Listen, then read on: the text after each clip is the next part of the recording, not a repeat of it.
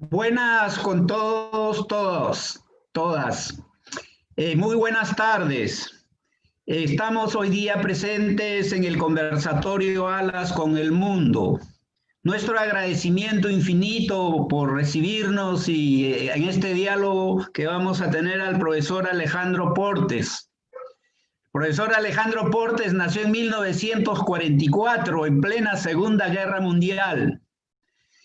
Sin duda, su creatividad es múltiple, sus investigaciones, sus estudios. Ha asumido cargos muy importantes en su vida profesional, en su actividad científica y de investigación. El doctor Alejandro Portes ha sido exdirector del Departamento de Sociología de la Universidad de Princeton. Hoy fundador del Centro de Migraciones de Estudios Globales. Miembro también ha sido de la Academia Nacional de Ciencias del Consejo de Administración y Consejo Científico del INDEA. Presidente de la Asociación Americana de Sociología en 1999. Ha recibido muchas distinciones. En 2008, por ejemplo, recibió el Premio NAS. Y el 2019 el Premio Príncipe de Asturias de Ciencias en España, Ciencias Sociales en España. Gracias, profesor Alejandro Portes, por acompañarnos. Y en nombre de la Presidencia y el Comité Directivo de la Asociación Latinoamericana de Sociología, le queremos agradecer por contribuir a llegar a las poblaciones de América Latina y del Caribe y del mundo también, porque este conversatorio se va a difundir en todos los continentes. Quisiéramos empezar este conversatorio que vamos a desarrollar con el doctor Juan Arroyo, uno de nuestros grandes científicos sociales del Perú, en este diálogo compartido que vamos a tener con él, con usted, partiendo de esta interrogante, ¿no? Las crisis financieras que han habido estos últimos años, no estos últimos 12 años, del 2008 o la del 2019-20, ¿no? Han marcado situaciones de tendencias y problemas que están afectando todas las dinámicas migratorias. Quisiéramos que nos diga más o menos, contextualizando esta introducción a la conversación, ¿no? Que nos diga cuál es más o menos, cómo ve las tendencias ustedes presentes en este escenario.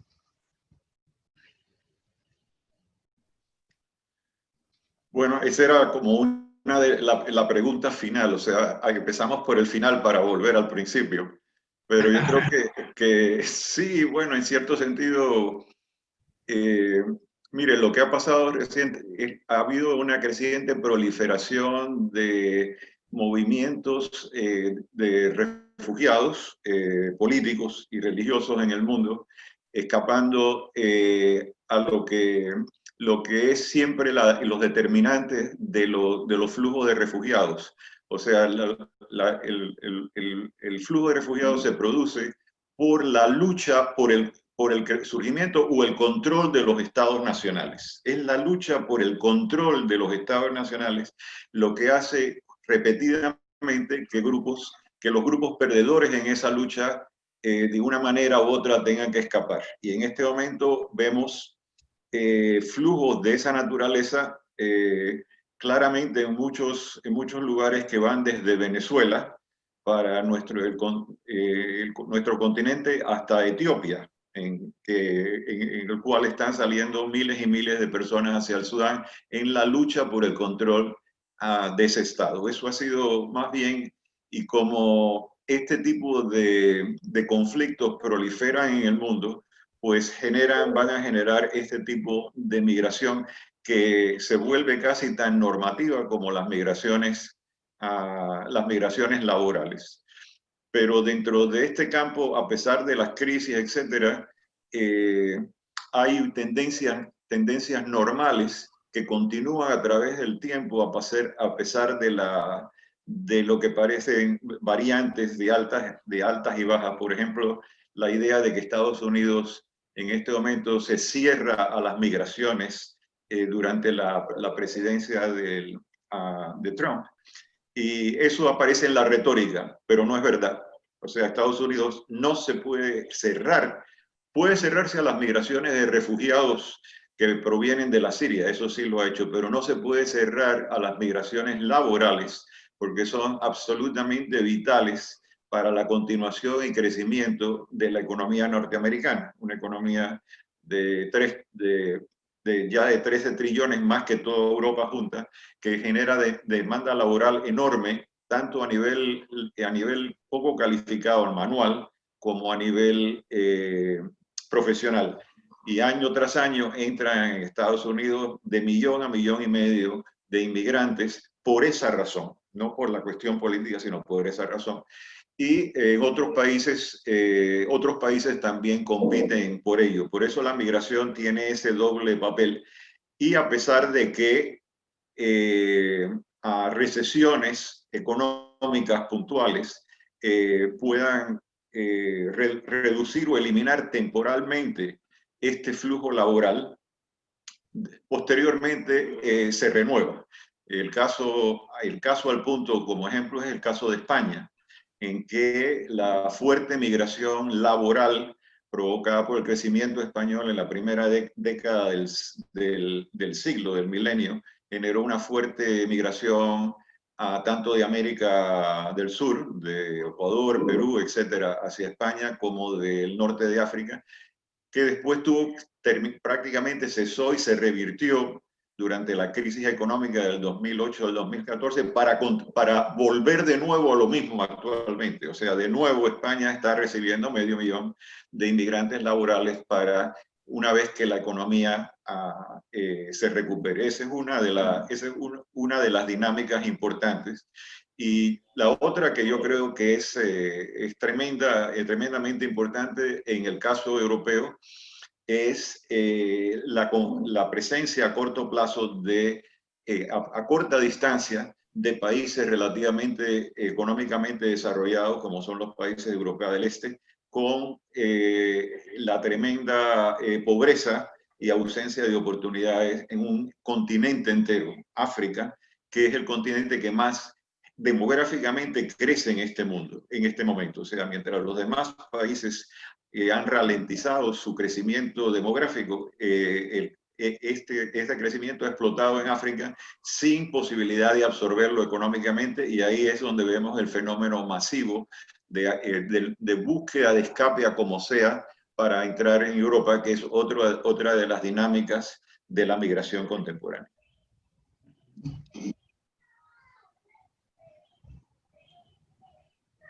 Doctor Alejandro Portes, quisiera hacerle una pregunta en relación a sus tesis centrales y conceptos claves, ¿no? ¿Por qué? Porque usted tiene un enorme desarrollo sobre esto de migraciones, ya es una matriz de pensamiento, no es, digamos, un libro de otros, entre otros, sino tiene toda una línea de pensamiento sobre este tema. Y dado que el tema de migraciones es un tema central hoy día, ¿no? Siempre lo ha sido, pero hoy más que nunca quizás es visible, ¿no? Y algunos autores hablan por eso de la era de éxodos, y me gustaría también saber su opinión sobre eso. Y dado que también hay un debate entre nacionalistas y globalistas, entre aperturistas y proteccionistas alrededor de migraciones, entonces, ¿cuál es su particular marco teórico con el cual analiza, digamos, las migraciones, su bondad o su no beneficio, ¿no? Lo que le llama usted potencial de cambio, ¿no? Su carácter cíclico, el tema de si se trata de un sistema de seguridad social familiar a distancia, ¿no? ¿Qué cosas son las migraciones en este mundo, ¿no? Y cómo afrontarlas, digamos, en un mundo globalizado, desordenado, diferente del que tuvimos después de la segunda posguerra, ¿no? Ese es un poco el centro de nuestra preocupación, ¿no? Para los que estudiamos el tema de migraciones, ¿no? Bueno, esa es la pregunta inicial y central. Antes de responderle cuál es el marco teórico, cuál es el principio organizador, Convendría recordar que las migraciones siempre han existido en la existencia de la humanidad. Se remontan hasta la prehistoria, hasta las tribus de cazadores y acopiadores eran migratorias, o sea, tenían que moverse de un lado para otro para poder sobrevivir en la prehistoria. Pero una vez ya asentada la población con el desarrollo de la agricultura, también continúan los movimientos migratorios, en este caso más por el esfuerzo de diversos pueblos de invadir a otros pueblos para colonizarlos y apropiarse de sus riquezas y de su trabajo. Esa es la lucha que vemos en la historia antigua, en la prehistoria, la historia antigua, de la creación de los imperios que culminan en el Imperio Romano, que es un imperio invasor, o sea, que se mueve hacia los territorios de otros pueblos para colonizarlos en su propio beneficio. O sea que la migración es un fenómeno que acompaña a la historia humana desde el principio. Nunca ha habido ningún periodo de la historia donde no haya habido desplazamiento de población. Ahora, en el mundo moderno, la dinámica que subyace la gran mayoría de las migraciones actuales es el surgimiento y posterior consolidación del sistema capitalista mundial. O sea, el sistema capitalista nace en el siglo XVI con el descubrimiento de América y la colonización, principalmente de las Américas y después de otras partes. Y ese sistema, que en aquel momento no era en términos demasiado importante o no menos importante, digamos, que el imperio chino o los imperios indios, gradualmente se consolida y va adquiriendo dominio sobre el resto del planeta. Y la dinámica de esta consolidación, que parte al principio de Europa, de los países colonizadores dominantes, primero España, y después posteriormente Holanda y después Inglaterra, va a generar una dinámica que continúa hasta el día de hoy. Para hacerle la historia un poco más fácil, pero bueno, no extenderme demasiado, hay básicamente cuatro grandes movimientos migratorios a partir del 16 que explican muchas de las cosas. Primero es el movimiento de los colonizadores, o sea, de los países dominantes, de España, Portugal, etcétera, que van a ocupar las tierras de otros, como hacían los imperios, a apropiarse de su riqueza y después apropiarse de su mano de obra. Ese fue el método de la conquista, digamos, por ejemplo, española de Cortés y Pizarro, que se ocuparon las tierras de otros, ocuparon sus riquezas y después los subordinaron y los pusieron a trabajar para ellos. Y este movimiento de colonizador, por ejemplo, fundamentalmente es muy importante en el área andina y en el área mexicana por la presencia de España. Posteriormente, resulta que en otras áreas que también se habían incorporado al sistema mundial, se acaba la mano de obra nativa porque la exterminaron, o sea, porque desapareció por exterminio o porque no había suficiente. Entonces, para la producción de mercaderías más bien agrícolas, digamos, azúcar, tabaco, café, etcétera, de las colonias para ser exportado a Europa, no podría llevarse a cabo porque los colonizadores no querían trabajar las tierras, sino querían que otros lo hicieran por ellos. En México y el área andina no había problema porque la población preexistente era muy abundante y básicamente se le esclavizó, por ejemplo, en el caso de las minas de Potosí, que fueron explotadas con mano de obra nativa para beneficio de los colonizadores y de la corona española. Pero en otras partes donde se acabó la mano de obra, se creó un gran problema cuya solución fue la esclavitud africana. O sea, fue primero Inglaterra y después Portugal, generaron un sistema de de comprar esclavos en África y traerlos a las colonias, fundamentalmente al sur de Estados Unidos, al Caribe, al Brasil, para trabajar en las plantaciones de café, de azúcar, etcétera, que producían las grandes ganancias en la venta a Europa. Y ese sistema de esclavitud, la esclavitud es el sistema migratorio dominante en el mundo durante 3 siglos, o sea, desde el 16 hasta el 19, ese era el sistema, la migración coercitiva, forzada, a partir de África para llenar las necesidades de un sistema capitalista en expansión en ese momento, donde se intercambiaban azúcar, tabaco, café, etcétera, de las colonias por los productos manufacturados de Europa. Y llegamos al siglo XIX, en que por sus propios excesos y por sus propias limitaciones se acaba la esclavitud. Y entonces, en el mismo momento en que se inaugura el proceso se inaugura la revolución industrial, fundamentalmente primero en Inglaterra y después en Norteamérica, hay una revolución económica que va desde la agricultura hasta la industria y a la producción masiva de mercancías para el mercado.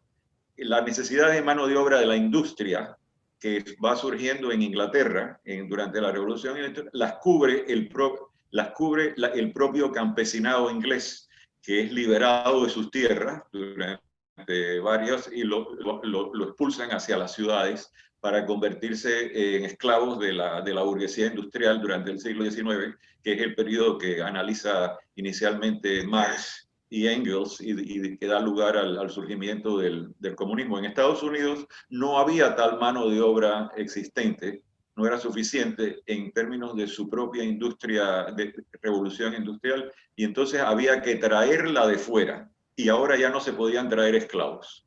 ¿Qué se hizo en ese momento?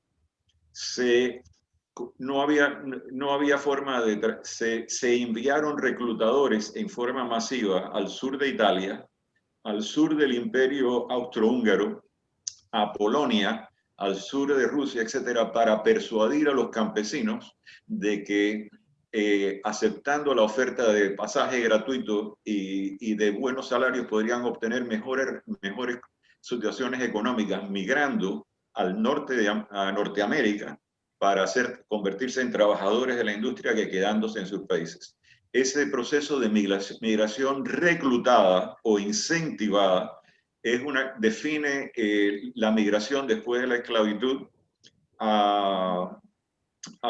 durante el 19 y a principios del 20, y no se manifiesta solamente en la industria norteamericana del norte, sino también ese tipo de incentivos para atraer inmigrantes europeos lo usa Argentina para poblar la Pampa, lo usa el Brasil para sus enormes explotaciones cafetaleras, lo usa también la agricultura y la ganadería norteamericana del oeste, incentivando la migración mexicana, porque la migración mexicana, que es tan masiva a Estados Unidos, no fue espontánea, sino fue incentivada originalmente por este proceso de reclutamiento.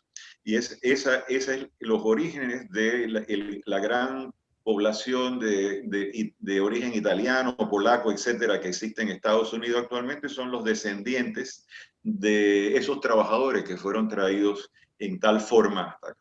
Pero lo que es notable en el nuevo periodo, o sea, tenemos los colonizadores, tenemos los esclavos, tenemos los inmigrantes incentivados, y lo que es notable en nuestro siglo es que la penetración del sistema capitalista mundial a los recodos más remotos de la Tierra ha llevado a la difusión de los niveles de consumo y las expectativas de consumo de los países avanzados en la periferia, en todos los países, y a la creación de aspiraciones, de deseos, etcétera, que no pueden ser satisfechos por muchas de las débiles economías de la periferia. Entonces, curiosamente, esa difusión de nuevas expectativas de consumo del patrón de vida de los países avanzados hacia el resto del mundo constituye un incentivo para muchas personas, sobre todo muchos jóvenes y muchos otros, de tratar de mejorar su posición, de llegar a poder cubrir estas nuevas expectativas, de poner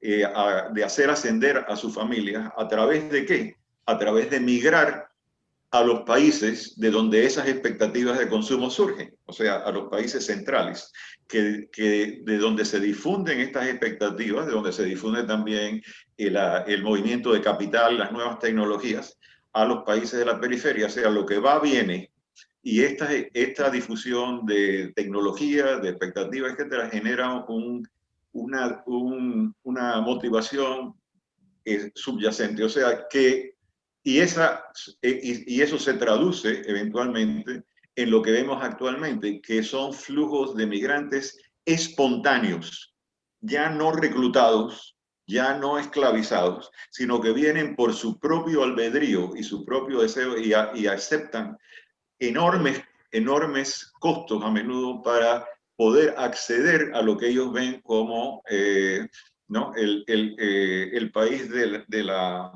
la leche y la miel, ¿no? Donde pueden llegar y cruzan, se organizan en caravanas, tratan de forzar fronteras, cruzan en pateras hacia Canarias. Esos no son movimientos incentivados ni reclutados, son espontáneos, que tienen que ver con este tipo de diferencial en el sistema capitalista moderno entre los países avanzados, los del centro y los de la periferia.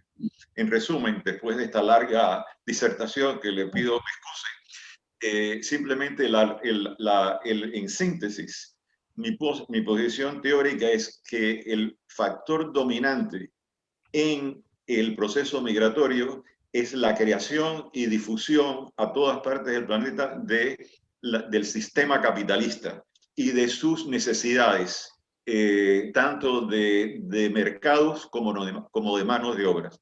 Todos vivimos en ese sistema que en el siglo XVI era pequeño y no era dominante, pero que en este momento abarca el mundo. Y es esa dinámica la que últimamente, o sea, en términos más profundos, subyace la mayoría de los movimientos migratorios que vemos en este momento. No todos, pero sí una buena parte. Y creo que básicamente esta posición teórica se contrapone a la posición teórica de la economía ortodoxa, que simplemente habla de fuerzas de atracción y fuerzas de expulsión, de un rejuego de fuerzas de atracción y fuerzas de expulsión que es totalmente ahistórico, porque no explica por qué están esas fuerzas de expulsión ahí o esas fuerzas de atracción. No se dice por qué y no explica por qué algunos migran y otros no. O sea, la posición contraria a la que acabo de señalar es el cálculo economista de que la emigración es un juego de costo-beneficio a nivel individual y familiar. No es así. Hay costo-beneficio a nivel individual y familiar, pero ese proceso está encajado, está incrustado en una dinámica histórica y estructural en la cual operan los seres humanos, tanto individuos como familias, para decidir qué es lo que van a hacer, cuáles son sus destinos. Si me permites una repregunta, Jaime, me parece muy interesante esta explicación que nos da. Es una explicación histórica, ¿no? De olas migratorias y de una gran tendencia de construcción de un sistema capitalista, ¿no? Que tiene demanda laboral, demanda de recursos, etc. Efectivamente, el paso de colonizadores a esclavos, a trabajadores y a migrantes espontáneos, ¿no? Me parece una excelente periodización, pero a manera de repregunta, efectivamente la pregunta era teórica y tiene una respuesta histórico-teórica, ¿no? ¿No? Beberiana, si se puede decir, ¿no? Lo cual es excelente. Pero quería preguntarle esto último que acaba de decir, aprovechando, digamos, sus últimos, digamos, statement, le dicen, ¿no? En inglés, las últimas aseveraciones. ¿Por qué? Porque entonces, ¿cuál es su posicionamiento intelectual específico, ¿no? Habida cuenta de que de la otra explicación que la explicación economicista, ¿no? De campos de fuerza, de atracción y de repulsión, ¿no? Que es un poco la búsqueda de un punto de equilibrio de mercado laboral mundial, ¿no? La tesis un poco que ha estado en boga en la última década o 20 años por lo menos, ¿no? Y que en el caso de América Latina tiene bastante, digamos, adeptos inconscientes de lo que significa. Entonces la pregunta es la siguiente. La crítica del economicismo, y yo he visto artículos suyos y también entrevistas en las cuales se expande a la crítica al public choice, la crítica al punto de vista más de economía, ¿no? Economía que invade la ciencia social y la ciencia política también. ¿En qué escuela está? Hablan también de la sociología económica como una escuela en la cual usted participa. ¿Cómo se ubica en ese debate con la economía ortodoxa y economía institucional, ¿no? En relación al tema de migraciones? Máxime porque usted, digamos, en una de sus entregas habla de que el tema de migraciones no da para una mesoteoría, pero no para una macroteoría, ¿no? Y sin embargo, en el debate teórico entra al debate de grandes posiciones mundiales, enfoques teóricos mundiales, ¿no? Con la economía ortodoxa y la economía institucional. ¿Cuál es su punto de vista sobre este debate, que es fundamental? Bueno, yo me sitúo realmente en una posición alternativa a la posición económica ortodoxa. Me parece que esta cuestión de los equilibrios, del equilibrio mundial, eso es una metáfora histórica que no necesariamente se corresponde a la realidad. Pongamos, por ejemplo, qué equilibrio está pasando ahora en las relaciones entre las expulsiones masivas de África, en pateras, etcétera, y la no necesidad de esa mano de obra en Europa, que la ve como redundante e innecesaria. ¿Qué equilibrio es ese? Los países europeos no requieren de esa mano de obra, que en cierto sentido ese movimiento se impone por la expulsión, porque son prácticamente refugiados de la destrucción de los estados africanos. Por tanto, esa metáfora del equilibrio es muy bonita verla en las aulas académicas, pero no corresponde para nada a la realidad que vemos en muchos países, y eso lo podemos traer a nuestro continente. ¿Cómo se explican las caravanas de desesperados migrantes que salen de El Salvador o de Honduras tratando de llegar a toda costa de Estados Unidos, donde no son deseados y no son de ninguna manera bien recibidos? ¿Qué equilibrio hay en esa cuestión? Por tanto, en mi posición es histórico-estructural y tiene que ver con lo que ya le expliqué de cómo en la historia del desarrollo del mundo actual en el cual estamos, que es el desarrollo fundamentalmente del sistema capitalista a nivel mundial, contribuye mucho a explicar los sucesivos estadios a los que me he referido. Si hay dos conceptos que yo creo que fuera de esa aproximación, que es más bien macroteórica, en términos de decir, bueno, por aquí podemos empezar a funcionar sobre eso. Y dejando de lado muchos otros aspectos que se podían criticar de la economía ortodoxa, para no perder el tiempo en eso, creo que hay dos conceptos que dentro de la sociología económica y dentro de esta aproximación histórico-estructural ayudan bastante a explicar la dinámica de las migraciones. El primero es el que me he referido fundamentalmente, que podría llamarse privación relativa. La privación relativa tiene que ver precisamente con la creación de expectativas de vida, de posibilidades que no existían anteriormente y que tienen que ver precisamente con la penetración de la civilización, de la economía, de la tecnología de los países avanzados en los países periféricos donde no existía. No hay población remota en su país, en los Andes, que no conozca la Coca-Cola. No hay. O sea, las expectativas de consumo llegan hasta los campesinos más remotos debido precisamente a la dinámica del sistema mundial.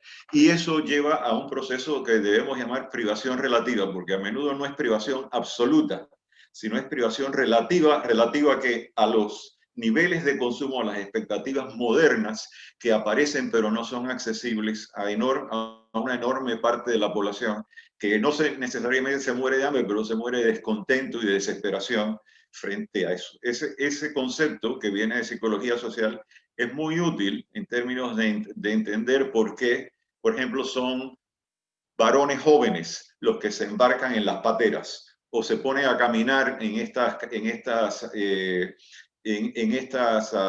caminatas que hacen de tratar de llegar a Estados Unidos, gente joven, también mujeres, pero en general varones jóvenes que tratan de buscarse un mejor lugar en el mundo. Ese es un concepto que ayuda a explicar los orígenes de la migración, los primeros pasos que se dan para mucha gente tomar eso. El segundo concepto que ayuda que es muy importante y que ayuda y que no figura en la teoría económica ortodoxa es el de las redes sociales.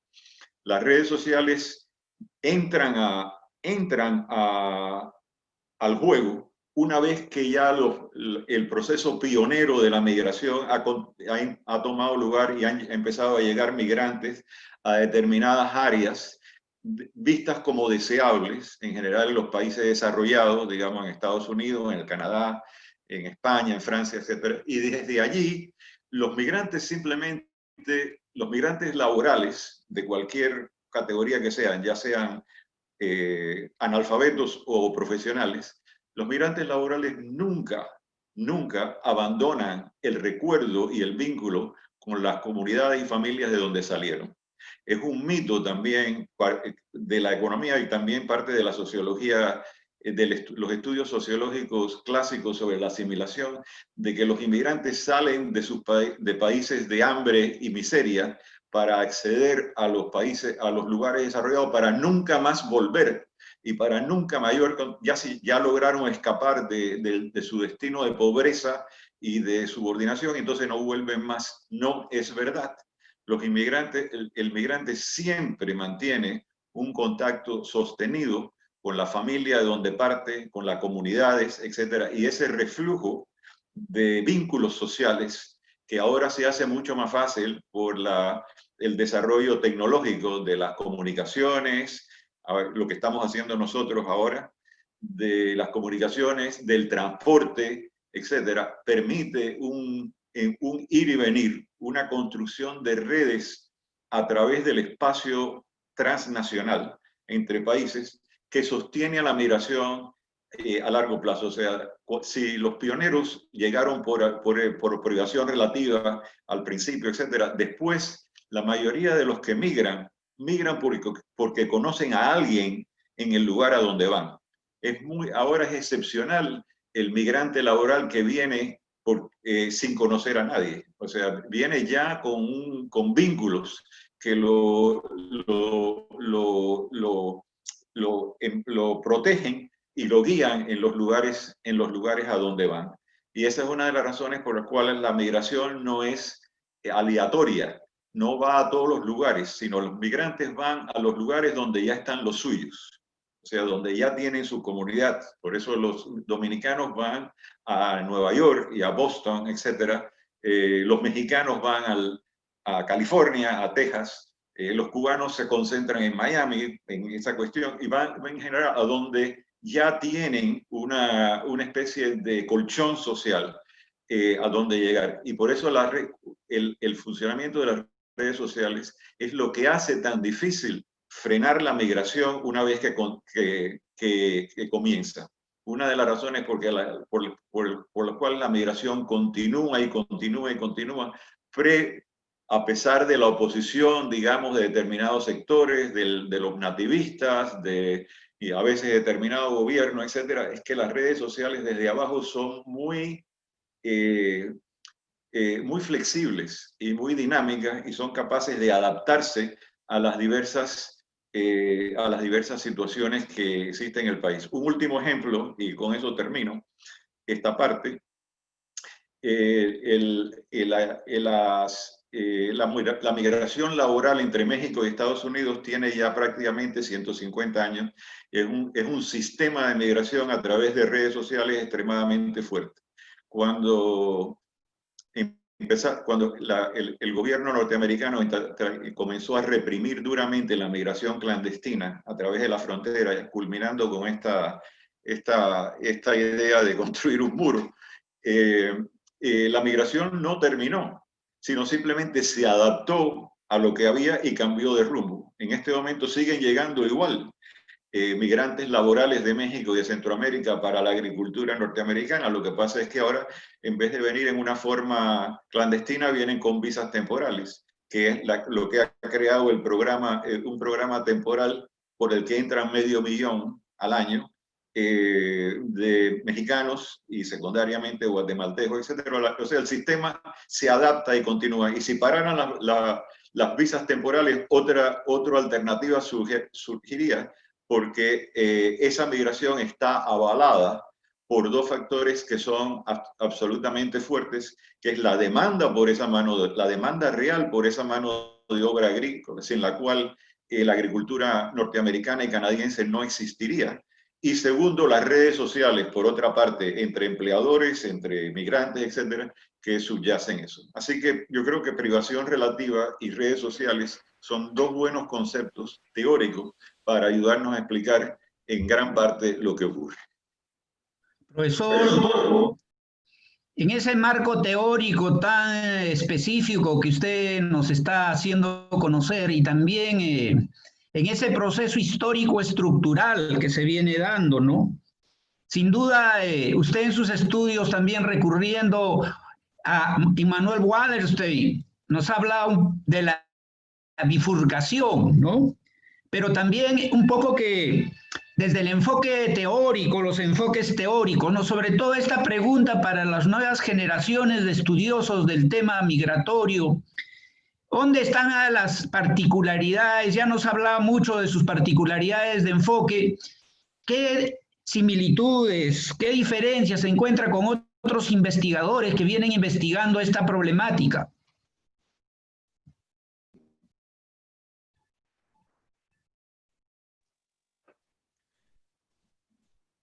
Yo creo que esta posición que le presento no tiene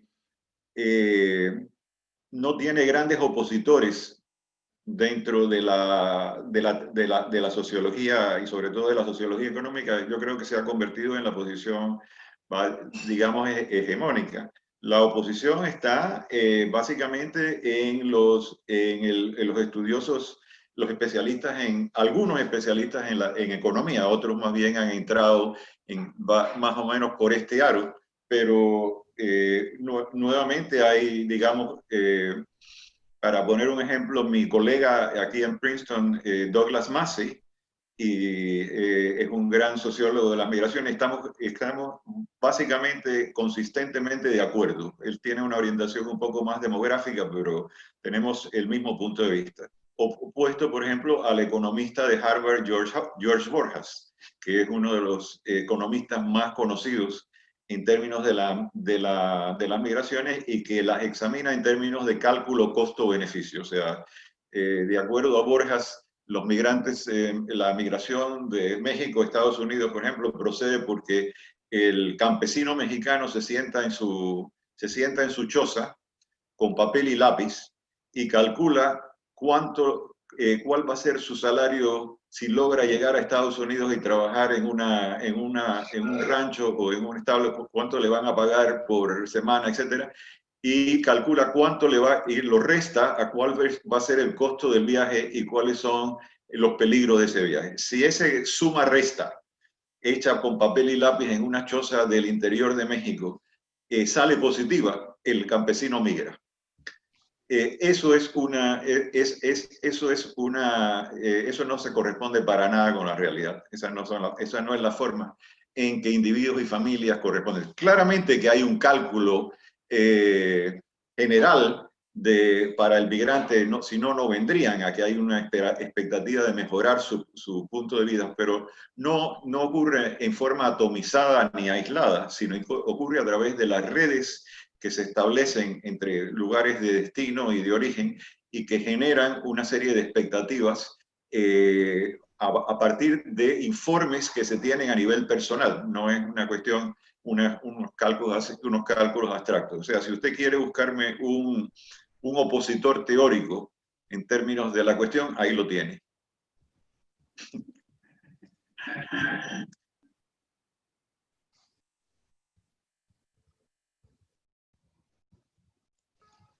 Tomamos nota de esto último. Efectivamente, creo conveniente si pudiera explicar un poco algunos conceptos interesantes de su marco de interpretación, ¿no?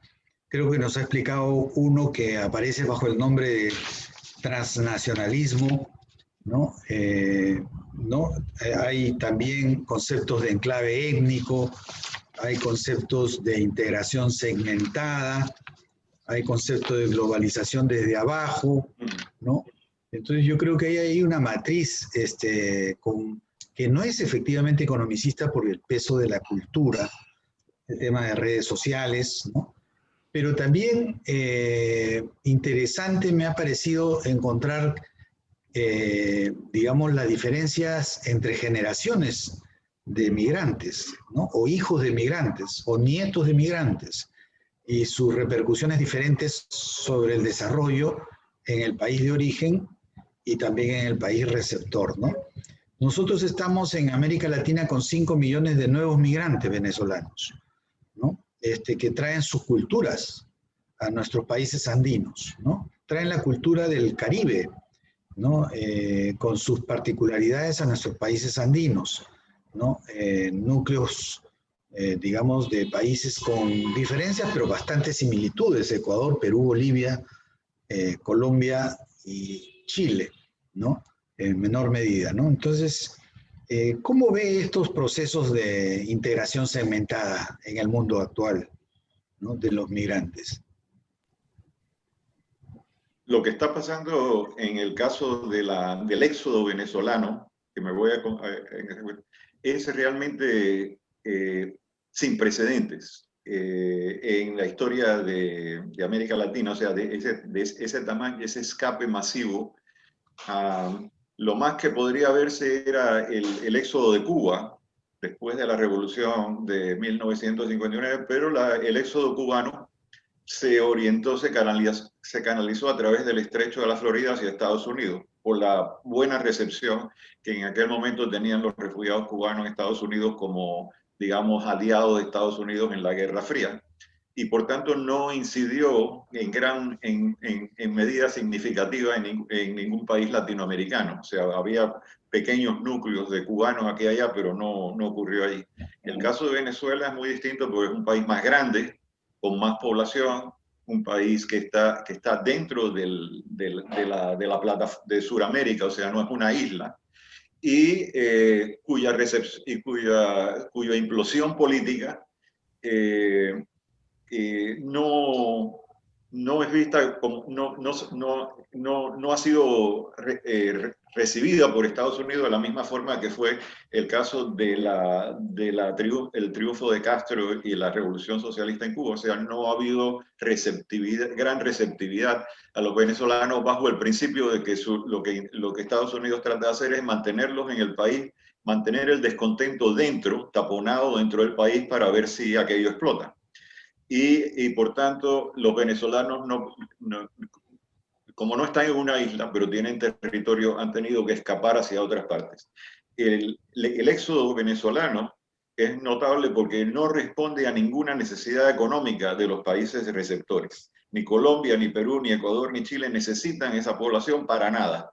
O sea, es una población que les viene encima sin, no es los agricultores, los campesinos mexicanos que van a Estados Unidos, donde son necesarios y donde son bienvenidos, porque aquí no hay eso. Entonces, confrontan a los países receptores con un tremendo dilema que ya trasciende los parámetros de la economía, de la sociología económica o de la misma economía, para traducirse en planteamientos realmente de tipo político y de tipo de derechos humanos. Culturalmente, todos nuestros países tienen cierta afinidad cultural, hay cierta tendencia. Yo creo que el común idioma, la común religión, etcétera, hace que sea más difícil rechazar este flujo que les está llegando, que si vinieran de África o si vinieran de Asia y no hablaran castellano ni tuvieran la misma relación. Son países hermanos, y cuando vienen es muy difícil simplemente llamar al ejército y expulsarlos hacia su aniquilación en el país donde están. O sea que esta es una situación que no encaja dentro de los parámetros que hemos hablado anteriormente. Los venezolanos no escapan por privación relativa, escapan por privación absoluta. O sea, no es una búsqueda de irse al Perú para estar mejor que en Venezuela. Estaban mucho mejor en Venezuela antes los peruanos migraban al Perú. Los peruanos migraban a Venezuela, o los colombianos migraban a Venezuela, porque es una privación absoluta de derechos y de posibilidades de vida. Lo que sí puede ocurrir, lo que sí todavía opera, si la privación relativa no opera, operan las redes sociales. O sea, una vez que ya se crea una comunidad, digamos, de venezolanos en Lima, que han logrado llegar y de alguna manera logran sobrevivir, etcétera. Bueno, ellos tienen familiares todavía que les quedan en Venezuela, tienen parientes que están en otro lado, y esas redes sí van consolidando unas comunidades, porque son la forma en que la gente, en que la migración generalmente opera. Pero lo que va a pasar en el futuro es serio y no es para, o sea, yo no me atrevo a lanzar una predicción de cuál va a ser el futuro de estas comunidades venezolanas, porque no las conozco suficiente. Pero dada la precariedad en que viven y dada la precariedad de los países a los que llegan, que no tienen ni los recursos ni el deseo de que este grupo están allá, es posible pensar que la situación no es color de rosa para el futuro, ni de los migrantes, ni de los países receptores, y no ha habido ningún esfuerzo si Venezuela no cambia y no hay un cambio así. Yo creo que el proceso va a continuar por un tiempo, porque la situación económica y política de Venezuela es bastante desesperada. Me iba a referir a su pregunta, porque usted ha cubierto mucho terreno en términos teóricos, pero primero quiero parar ahí a ver si hay algún comentario al respecto antes de cambiar de tema. Profesor Portes, aunque ya por el tiempo y la dinámica también quisiéramos más bien sacar un poquito provecho de su asistencia tan importante para la comunidad científica, de los profesionales, no solo de la sociología, sino de todos los campos de las ciencias sociales y de las demás ciencias. Yo quisiera hacerle una pregunta más ya de carácter político, ¿no? ¿Cómo las migraciones van a afectar los escenarios políticos? Por ejemplo, la política del consenso de Washington y el neoliberalismo con su privatización cada vez creciente. ¿Qué efectos, no solamente económicos, sociales, sino voy a ser referido a algo a lo cultural también, sino en el sentido político? ¿Cómo ve usted este impacto en la política, en mayúscula y minúscula, de las sociedades, ¿no? ¿Qué va a pasar? ¿Qué intuye?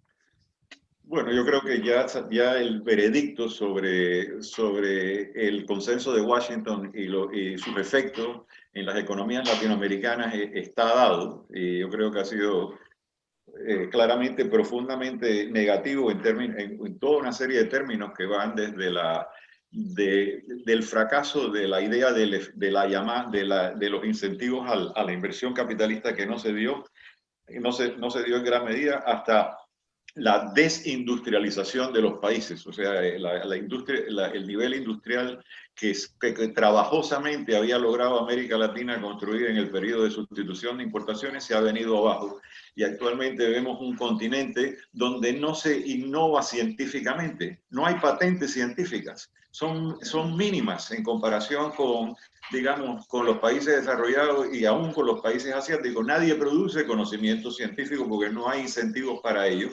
La industria fue completamente eliminada o disminuida, lo que había a través de la apertura a la liberación de los mercados y la apertura a las importaciones. Es imposible, el sistema es imposible concebir sobre eso. Y dentro de eso, desde luego, el panorama de las migraciones es lo que podemos ver. O sea, las migraciones a partir de América Latina hacia Europa y Estados Unidos se refuerzan y se multiplican en este siglo, saliendo no solamente de México hacia Estados Unidos, sino también de Centroamérica y después no solamente en el caso del área andina, de Perú, Bolivia, Ecuador, hacia Europa, fundamentalmente en el periodo de expansión de la economía española hacia España. Eso tiene que ver con la eliminación de oportunidades de mantener un estándar de vida aceptable o de tener ciertas expectativas de futuro, que es lo que creó la economía privatizada y de acuerdo al consenso de Washington, que creó un nivel creciente de desigualdad. Ya América Latina era un continente desigual, más desigual del mundo, pero se ha vuelto todavía más desigual. O sea, cada vez más la riqueza, las buenas oportunidades, el empleo, etcétera, están en un estrato, en el decil superior de la población, y el resto está muy mal, o sea, en términos de la distribución de la riqueza. O sea, lo que se ha llevado es a la desindustrialización, al desmonte de la capacidad científica que existía actualmente y a la creciente desigualdad. Y esa desigualdad, desde luego, promueve la emigración hacia otros países. Fuera de eso, le puedo decir, entonces, o sea, desde el punto de vista de los países receptores, la emigración, en el caso sobre todo digamos, de las ex colonias británicas, de Norteamérica, y en segundo término el Canadá, Australia, etcétera, la inmigración laboral sigue siendo vital para la continuación de sus economías. O sea, ese millón de visas que Estados Unidos da para la inmigración laboral cada año son absolutamente necesarios. 500,000 del Canadá, 500,000 de Australia. Y ahora no solamente es migración de campesinos que vayan a labrar la tierra y a recoger cosecha, ahora es migración de ingenieros y de científicos y de matemáticos y de programadores que importan los países avanzados, sobre todo Norteamérica, pero también el Canadá, por los miles, fundamentalmente de la India, pero también de otros países. Por ejemplo, un estudio reciente habla de que más de la mitad de los científicos mexicanos han emigrado a Estados Unidos. O sea, México los produce, y esa capacidad científica es apropiada en Silicon Valley, ¿no? En términos del tremendo desarrollo. Así que mientras Silicon Valley genera cientos de patentes científicas al año, muchas de ellas producidas por ingenieros y matemáticos inmigrantes desde otros países, cientos de patentes, México genera prácticamente nada en ese caso. Yo creo que ese es uno de los grandes desafíos que enfrentan nuestros países. Usted, que es presidente de la Asociación Latinoamericana de Sociología, creo que los sociólogos tenemos que llamar la atención sobre eso y sobre la necesidad de recapturar la la autonomía, o sea, cierta autonomía en el campo científico, en el campo de la innovación y de nivel productivo. Este tipo de economía, lo que hemos regresado a convertirnos en economías productoras de materias primas y de alimentos, no solamente para Estados Unidos, sino para la China, de economía minera, economía agrícola, economía de exportación de soya, economía de exportación del café. Hemos regresado a eso, que era de lo que se trató de superar en el periodo anterior de sustitución de importaciones, que fue terminado por el consenso de Washington y la llegada del neoliberalismo. Y con él ha habido, desde luego, la continuación de una emigración tal que en este momento la inmigración de muchos países latinoamericanos se para solamente por la fuerza, o sea, por la coerción en las fronteras. Porque si no la hubiera, pues se proliferaría la migración, dado la situación en que muchas de estas poblaciones, primero en Centroamérica y después en otras se ven, en el caso de Honduras, El Salvador, etcétera, es una crisis de implosión de los estados nacionales y de completa implosión, de completa inseguridad ciudadana por la proliferación de las mafias. O sea, ese flujo de caravanas que van para el norte es simplemente la contrapartida del flujo de las caravanas que salen de Venezuela para Colombia, Perú, etcétera, que son también expulsadas por la ausencia de oportunidades y por un régimen que se fue un poco del otro lado, ¿no? O sea, si es verdad que este se fue tan a la izquierda, el régimen venezolano, que en vez de resolver el problema que había creado el consenso de Washington y la cuestión liberal, lo empeoró. O sea, lo ha puesto mucho peor, que es desgraciadamente la situación en que nos encontramos actualmente. Profesor Porte, me parece interesantísimo el diálogo y también la visión panorámica global que nos pinta, ¿no? En realidad, los países se dividieron desde hace 5 años o más sobre este tema del nacionalismo chauvinista y la idea de que las migraciones eran malas, ¿no? Y lo que estamos escuchando es que más que mala o buena, porque hay ahí también estudios que usted ha hecho sobre esto, en donde por etapas, ¿no? Ciclos, etcétera, ve su impacto en el desarrollo, más que un tema mala, son inevitables en tanto no haya un desarrollo armónico, digamos, de todos los países en el planeta, ¿no? Entonces le quería preguntar, aparentemente la pandemia ha detenido las migraciones, pero temporalmente, el confinamiento, las cuarentenas, ¿no?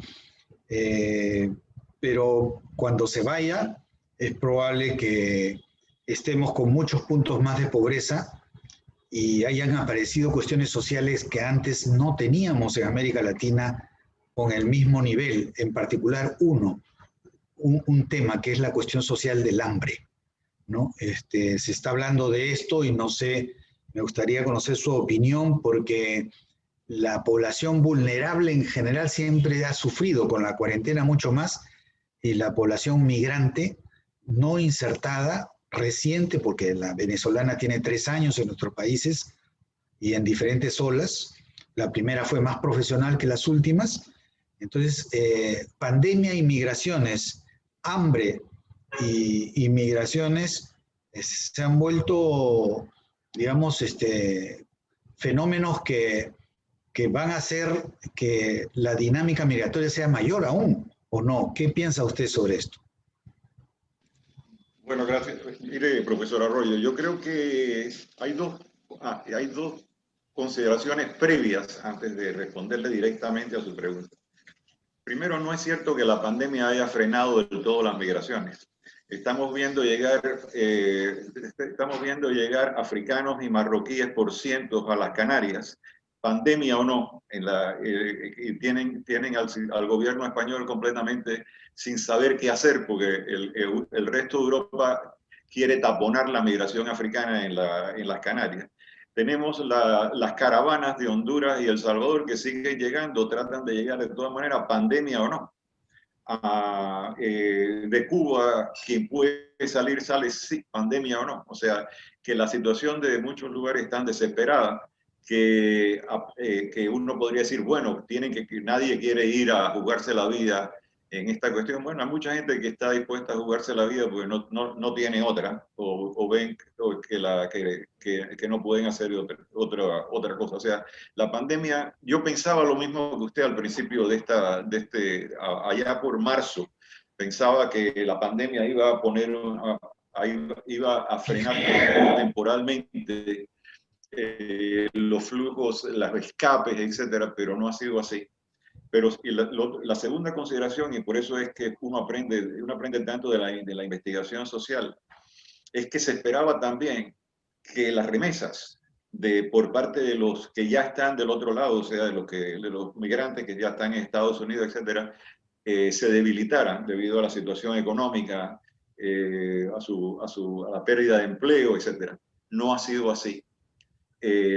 Nuevamente la fortaleza de los lazos sociales ha hecho que los individuos y comunidades migrantes en Estados Unidos hayan respondido a la crisis manteniendo el nivel de remesas a sus familias y comunidades, sabiendo lo mal que están, ¿no? O sea, eso no es un alivio general para las poblaciones, pero las remesas no han cesado, ni de Europa ni de Estados Unidos, lo cual es muy notable porque refleja la fortaleza de los vínculos sociales.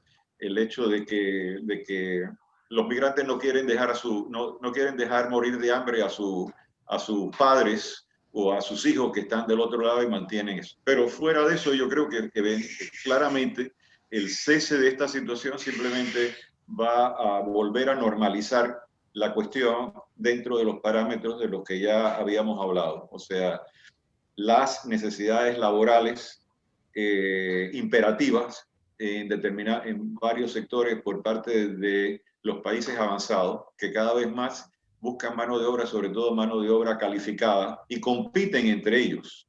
Lo interesante es que hay una verdadera competencia por mano de obra calificada entre Alemania, Estados Unidos, el Canadá, etcétera, de ver a quién entra.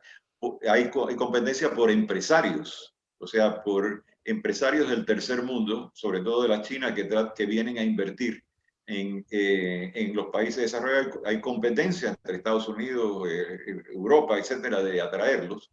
Y esas necesidades, igual que la necesidad de trabajo agrícola, van a continuar. Por eso, por ejemplo, la migración a España se ha reanudado. Y al mismo tiempo va a continuar la privación relativa y las grandes diferencias que vemos en el mundo, porque desgraciadamente en el sistema capitalista global en el que vivimos todos, no solamente ha ocupado todo el planeta existente, sino que lo ha desigualizado profundamente, donde hay un claro punto de rompimiento entre lo que es las expectativas, el nivel de vida, las expectativas de vida y las aspiraciones de los que viven en los países avanzados y de una minoría, digamos el décil superior en los países periféricos y semiperiféricos, como en el caso de los países latinoamericanos, y la mayoría de la población. Y ese rompimiento, ese resquebrajamiento de la solidaridad social y de la ausencia de oportunidades para buena parte de la población. Usted habla de que el 70% de la población peruana vive en la economía informal. Eso a menudo es dramático y probablemente insostenible a largo plazo. O sea, por alguna parte explota esto. Si no es saliendo la gente masivamente, es por a través de protestas públicas, protestas populares, etcétera. Pero yo creo que un sistema cada vez más exclusivista y más centrado en la tecnología y en la minoría que tiene acceso a ella, no puede continuar indefinidamente. Yo creo que es uno de los desafíos de los líderes y de los dirigentes de nuestros países, buscar formas de acceder de proveer recursos y oportunidades de educación y de mejores ocupaciones para para la mayoría de la población, cosa que actualmente, pues desgraciadamente no existe.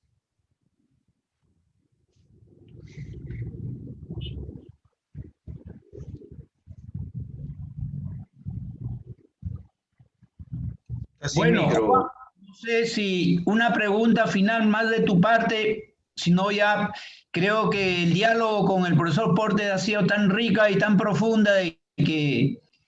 Sí, la verdad que a propósito de las migraciones, profesor Portes, digamos, hemos hablado de temas más panorámicos que sirven a otros temas, porque aparentemente lo que hay es una familia de problemas macro en el mundo que se están desorganizando porque la matriz que los organizó en Bretton Woods y en el consenso de Washington se ha desarmado, ¿no? Y tenemos que rearmar el siglo XXI con la cuestión del medio ambiente, las migraciones, el tema de la desigualdad, ¿no? Asimétrica sideral que existe hoy. Entonces, realmente en el tema de migraciones usted ha puesto un punto muy importante y le agradecemos estos elementos que nos ha dado, ¿no? Realmente habría mucho más para conversar, pero seguiremos leyéndolo y seguramente frecuentándolo, ¿no? Le agradecemos realmente. Sí, Jaime, no sé si quieres... Profesor Portes, no sé si unas palabras finales para las comunidades de los pueblos y de las sociedades de América Latina y el Caribe principalmente. Bueno, Jaime y Juan, le voy a por primer nombre, me voy a llamar Alejandro, ahí ya dejamos la cuestión. Muchas gracias por la invitación, me siento muy honrado por ella. Y yo no soy político, nunca lo quise hacer. O sea, toda mi vocación ha sido en la academia desde que empecé a estudiar sociología en la Universidad Católica Argentina. Por tanto, prefiero no hacer grandes pronunciamientos de lo que va a pasar, porque nuestro papel, me parece que el papel del científico es más bien analizar la realidad como es y hacerle ver a los políticos, como decía Weber, lo que hay que hacer no es montarse, no es convertirse en agitador político a partir de la cátedra universitaria. Lo que hay que hacer es no solamente aumentar el conocimiento, sino hacer llegar a los políticos, a los que tienen poder, realidades inconvenientes. ¿No? Las realidades inconvenientes, que son las que muchas veces se ocultan, bueno, eso es lo que nosotros nos especializamos.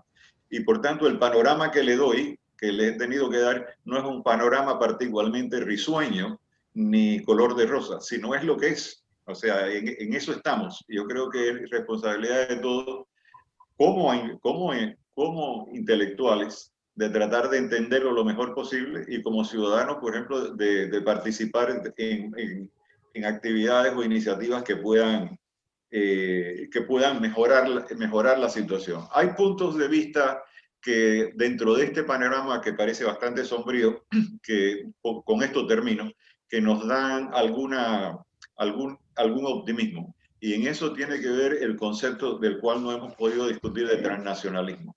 Las comunidades emigrantes que se han consolidado en los países avanzados, sobre todo en Estados Unidos y el Canadá, como dije anteriormente, no abandonan a los suyos, sino que se crea una especie de red a través de países en términos de intercambio de información, etc. Ese transnacionalismo ha sido muy importante en muchos aspectos que convendría en una nueva charla, en una nueva discusión, ahondar, porque van desde la supervivencia y el mejoramiento de la situación de comunidades pobres en países de emigración, digamos en América Central o México, etcétera, hasta la construcción de polos de alta tecnología en ciudades como Hyderabad y Bangalore en la India, o Shanghai en China, que han sido construidas a través de los insumos tecnológicos y del conocimiento de sus comunidades de ingenieros y científicos expatriados en Estados Unidos y el Canadá, los cuales han regresado para invertir, transmitir conocimiento e invertir en sus países. Y esa es una de las formas en que la India, en cierto sentido ha logrado avanzar en el campo científico-tecnológico a través de su propia diáspora científica, igual que la China. Y desgraciadamente en América Latina todavía no hemos hecho eso, y creo que es una de las fronteras que se puede explorar, es una posibilidad más asequible. Y de nuevo, muchas gracias por la invitación y espero poder mantener el diálogo en el futuro. Muchas gracias, profesor Alejandro. Recogemos el desafío, lo estaremos invitando para el año que viene a ese diálogo transcultural del cambio profundo de las identidades, digamos, no solamente en términos de identidades colectivas, sino también de individuación y en sus mundos simbólicos. Le agradecemos profundamente su asistencia y una vez más, ¿no?, en nombre de la Presidencia de la Asociación Latinoamericana de Sociología y el Comité Directivo, nuestro agradecimiento más profundo. Muchas gracias, profesor Alejandro. Hasta pronto. Hasta pronto, Alejandro. Estamos en contacto.